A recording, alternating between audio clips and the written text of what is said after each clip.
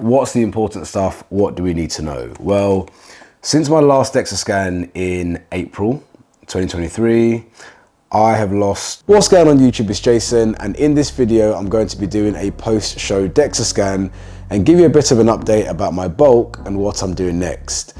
It's been about 2 weeks since I competed, so my scale weight is up about 1 kilo, but I should get a pretty good indication of what my body fat was on show day. So I thought I'd give you a quick physique update so you could see my current conditioning.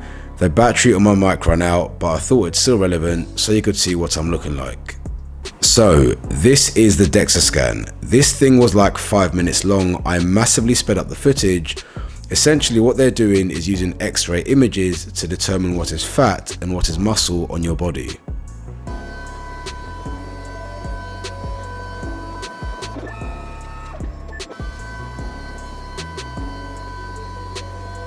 So back from my Dexa scan with some rather interesting results.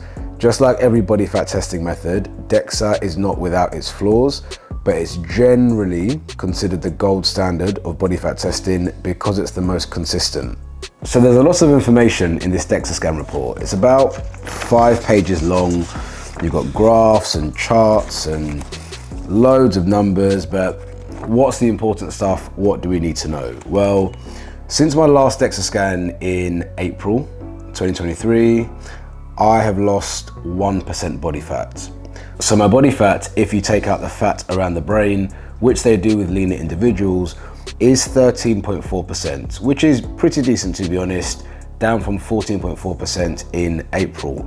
What's interesting is my body fat distribution. So when you look at my arms and my torso, which is from like your waist up to like the bottom of your neck, my body fat is like 12% on my arms and my torso. So my chest, back and abs, all of my body fat seems to be pooled between my bum and my thighs, which is pretty much how women store body fat. So that's very interesting to note. And when thinking about competition next year, I would need to probably judge my leanness according to my legs as to how lean I'm getting, because my upper body is always going to cut a lot quicker. So I know I shouldn't compare, but I've seen a few bodybuilders do Dexa scans and they're typically between 10 and 11% body fat on the Dexa scan. So if I'm looking to step on stage, realistically, my body fat needs to be at least 11%.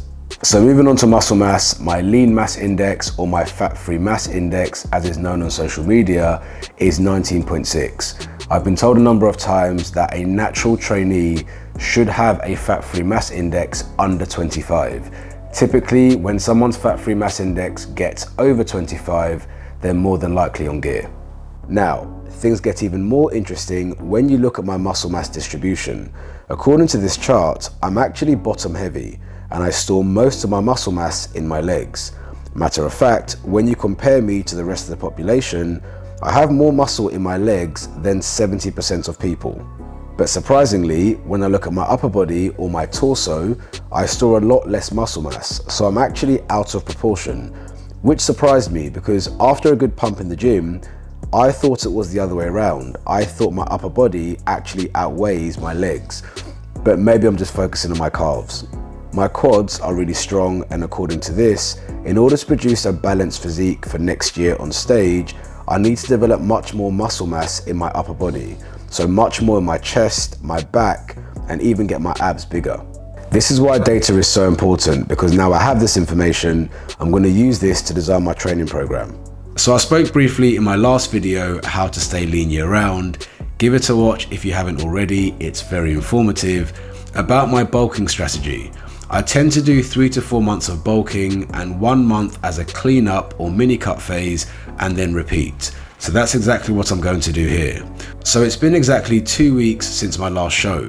What I tend to do after I've been cutting for a sustained period is I go through a maintenance phase to re-figure out my calories.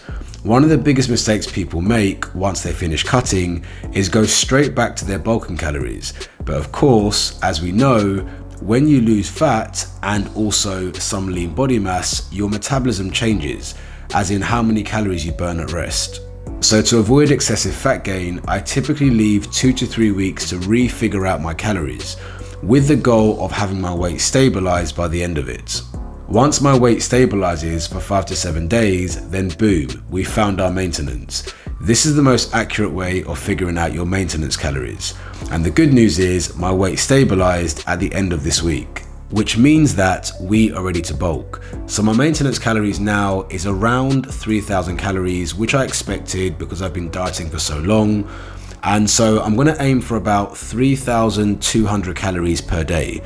I know a lot of bodybuilders will say you need to eat big to get big, and a lot of people stuff their face and just gain copious amounts of body fat.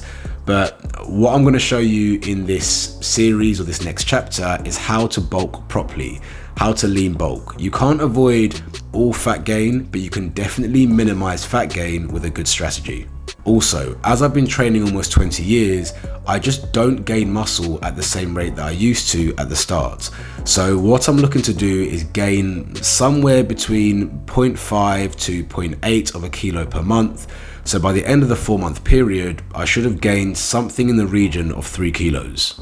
Now it could be up to 4 kilos because of muscle glycogen, but when you keep your gains that lean, you can be sure that most of it is muscle. Anyone that gains more than this, if they aren't using performance enhancing drugs, is likely just gaining body fat. So in terms of training, I'm going to switch to an upper and lower split because muscle frequency is very important when it comes to muscle building.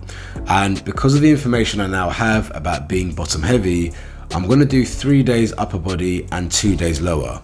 And hopefully that should help balance things out. Protein is going to be set at 0.8 grams of protein per pound of body weight. Believe it or not, you actually need less protein when you're bulking.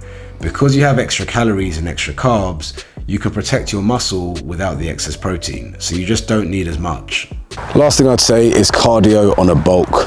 Absolutely mandatory. A lot of people see this as optional. It's not. If you're looking to stay relatively lean, it's good for a number of reasons. Cardio helps with nutrient uptake in the muscles. Cardio also works the heart. I always tell people your heart is your most important muscle. If you are not fit, you might find that you gas out at 8 reps instead of 10. So cardio is crucial. So I'll be keeping in 3 cardio sessions a week, probably about 45 minutes, low intensity walks, something like that.